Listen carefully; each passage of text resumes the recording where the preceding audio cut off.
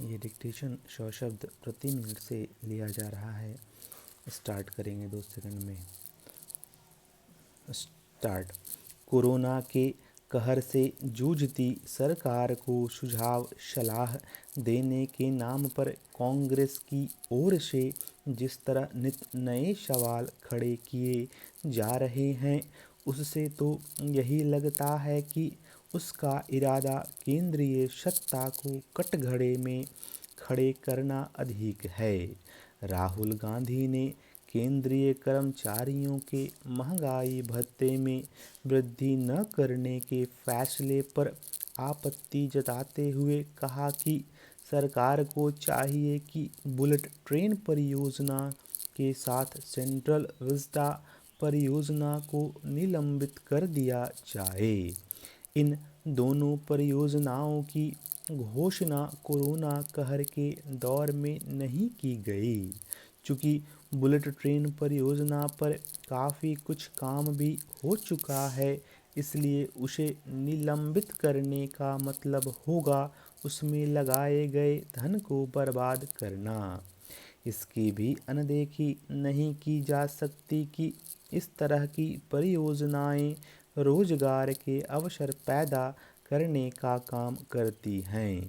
जहां तक central Vista परियोजना की बात है, तो जब सरकार की ओर से ऐसा कुछ कहा ही नहीं जा रहा कि वह कोरोना संकट के बावजूद इस परियोजना पर हाल में अमल करेगी, तब फिर उस पर आपत्ति जताने और उसे निलंबित करने की मांग का कोई औचित्य नहीं।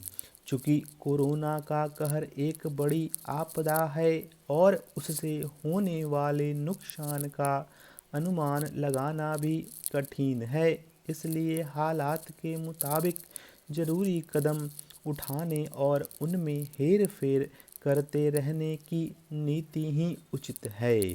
यह विचित्र है कि राहुल गांधी के साथ अन्य कांग्रेसी नेता किसानों, मजदूरों, कारोबारियों को ज़्यादा से ज़्यादा राहत देने पर जोर देने के साथ यह भी मांग कर रहे हैं कि सरकार पेट्रोल डीजल के दाम भी कम करे।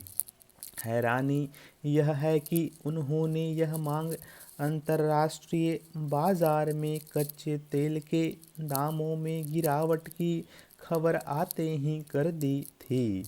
यह ठीक है कि राहुल गांधी बिना विचारे कुछ भी कह देते हैं, लेकिन आश्चर्य रूप से अर्थशास्त्री और पूर्व प्रधानमंत्री मनमोहन सिंह भी उनकी हाँ में हाँ मिलाते दिख रहे हैं। बेहतर होता कि वह अपनी इस उक्ति का स्मरण करते कि पैसे पेड़ पर नहीं उगते।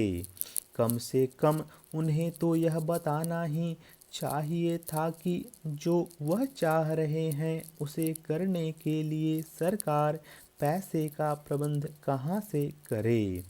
उनके न बताने के बावजूद सरकार को इसकी चिंता करनी ही होगी, चूँकि देश असाधारण परिस्थितियों का सामना कर रहा है। इसलिए सरकार को कुछ असाधारण फैसले लेने के लिए तैयार रहना चाहिए। उचित यह होगा कि सरकार राजकोषीय घाटा बढ़ने की चिंता कम करे और इस पर अधिक ध्यान दे कि कोरोना के कहर से अर्थव्यवस्था कैसे कम से कम प्रभावित हो। पारा।